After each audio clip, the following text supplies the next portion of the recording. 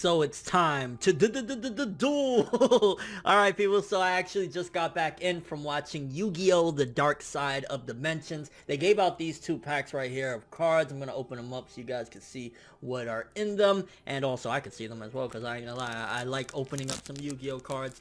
And we'll talk about the film, give a brief review and stuff like that. Holy shit people, alright. This is looking cool. Y'all gonna like this if I can ever open it without bending the shit out of it.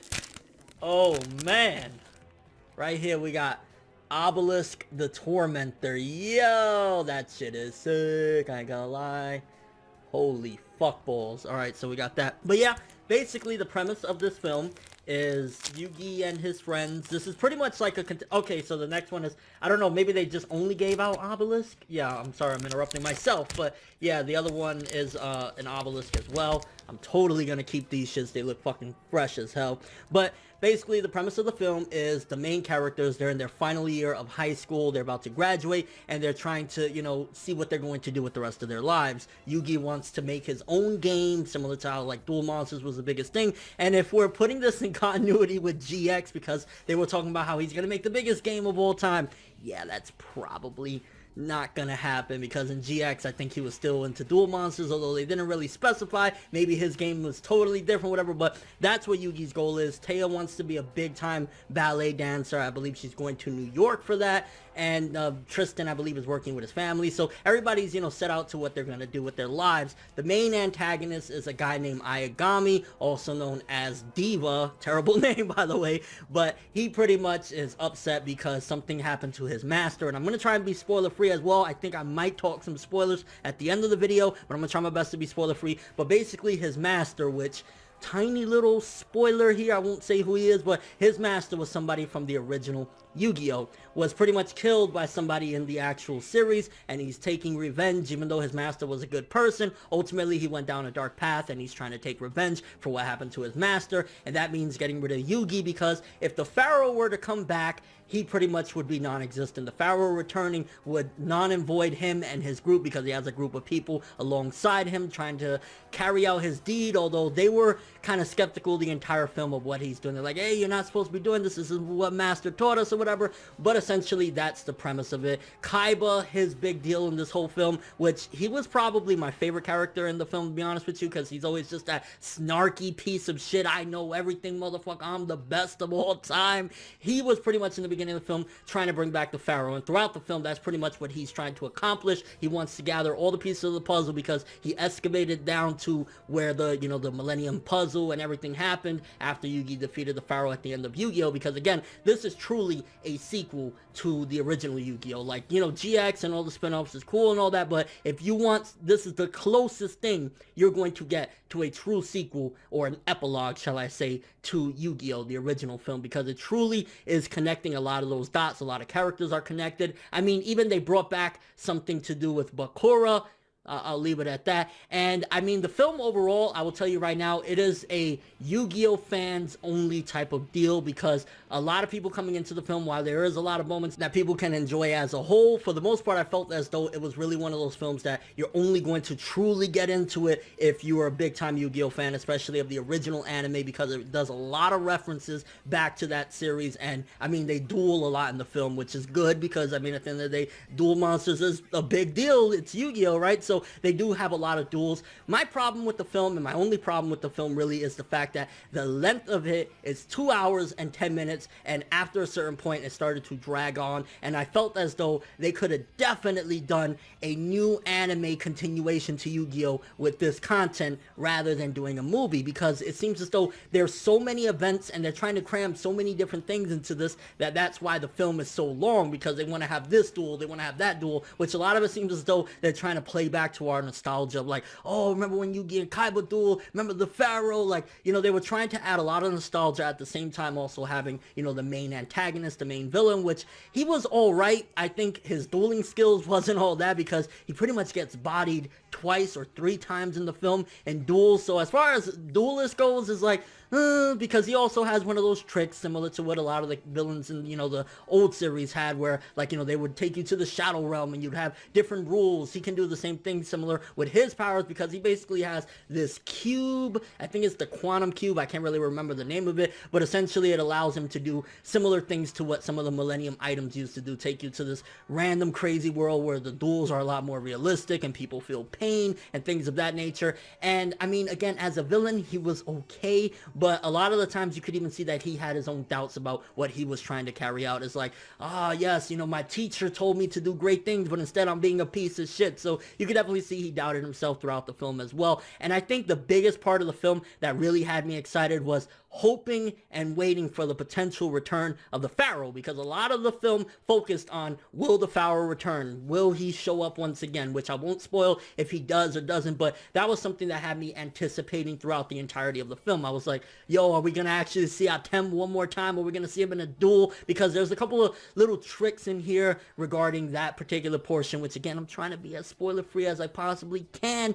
But again, as a whole, the film, to be honest with you, I think it definitely could have been cut down by like 30-40 minutes at the max. Maybe they could have got a lot of different things out of there, because in a cinematic aspect, it was like, it felt as though they were trying to do an adaptation of like a TV anime into a film. Like, honestly, I think if they wanted to use all of the elements that they had in this movie, they could have done it way better, spread out throughout like 24 episodes or 20 episodes or something like that. They could have done a brand new Yu-Gi-Oh anime, because there was a lot of content in there, and a lot of it was just kind of like, well, we have this duel, okay, we got to wrap that up. Let's go to this duel, okay, we got to wrap that up. And it's like, yeah, this probably would have worked better in a long-running anime with all the extra detail that makes it more thought out and things of that nature. So yeah, the movie, a bit too long for my taste personally. I was just kind of like, after the hour-and-a-half mark, I was like, damn, we still got another 40 minutes to go. So that was my main problem with the film. But aside from that, really good nostalgia feels. If you was a huge Yu-Gi-Oh fan back in the day, they play on a lot of the things that you loved about the series.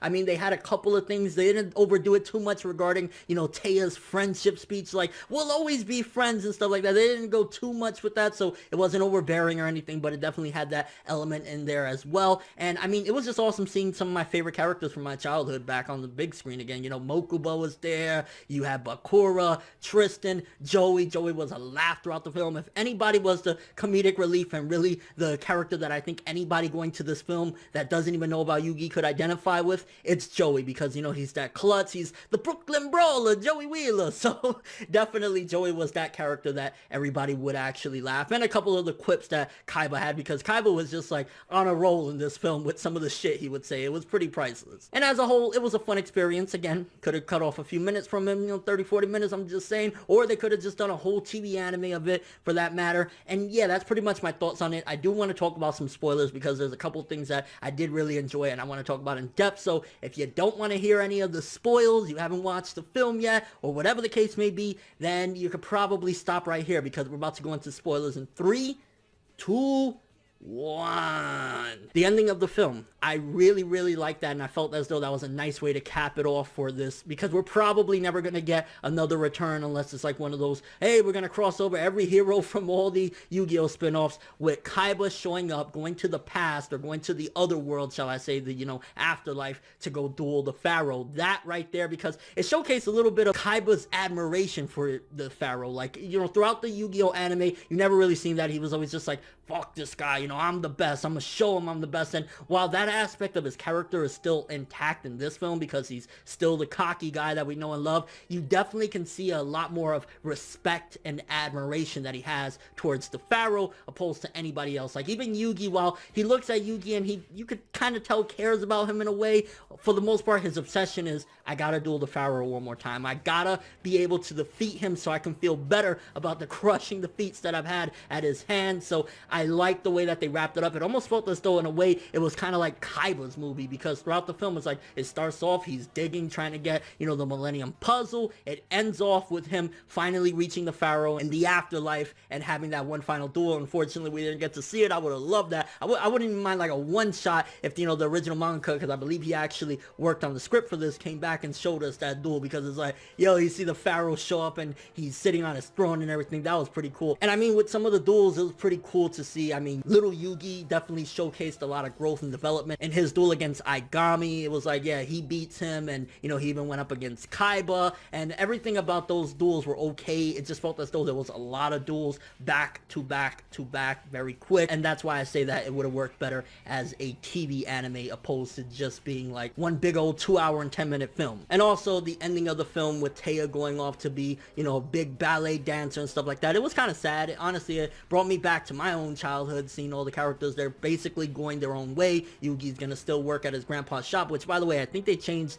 grandpa's voice actor, if I'm not mistaken. It sounded very different, but, you know, Yugi's gonna try and create his own game and things like that, and Joey's still trying to be a, you know, top tier duelist, which we didn't really get much dueling from Joey in this film. I was a little bit disappointed about that. I wanted to see him duel a little bit more. I mean, Joey was always entertaining, because no matter what, he would get back up and kick some ass, so that was something that I felt the film lacked a little bit. But then again, with all the content they were trying to shove, they did the best they could, I guess, with getting everybody having their own moments. And as a whole, again, it was a fun film, very nostalgic. If you love the original Yu-Gi-Oh, you'll probably love this film, because it really focused on the things that mattered and the things that we really enjoyed, and it was a nice cap to getting an epilogue to the original Yu-Gi-Oh that we loved, and the Pharaoh. And one of the things I guess I felt as though we would troll real quick, since we're talking spoilers, is the first duel between the Pharaoh and Kaiba. It wasn't actually the Pharaoh, it was the technology that Kaiba had. I was kind of like, yeah, that was in the trailer. It showcased like we was about to see this in the film, and it was just like, oh, it was just an imagination thing that Kaiba had. Like, huh? But yeah, if you haven't seen Yu-Gi-Oh! The Dark Side of Dimensions, if you're a Yu-Gi-Oh! Fan, especially of the original, definitely go check it out. But I do warn you, you might get a little bit annoyed after a while with 2 hours and 10 minutes of runtime. And if you have seen it, let me know what you guys think about it. Did you enjoy it? Did you feel real nostalgic? And do you think that we really will never see another return to this time? Because it feels as though this was the true end of it. Like, the Millennium Puzzle was gone from this world at this point, when Atem came and finally finished things off and then disappeared. It's like, yeah, Kaiba's probably the last person that's ever gonna see the Pharaoh. He even told Mokuba, yo, you're in charge now, peace, bro, I'm gonna have my last duel. But yeah, that's all I have for this one. Thanks for watching. Hope you enjoyed. If you liked anything I had to say or enjoyed the video, drop me a like. I'd greatly appreciate it. And if you want more from me, make sure to subscribe, follow me on Twitter, Instagram, and stalk my Facebook to get more when the video ends. I'm ForneverWorld, and as always, people, it's time to duel. Yeah, I had to say that. Have an awesome one, people.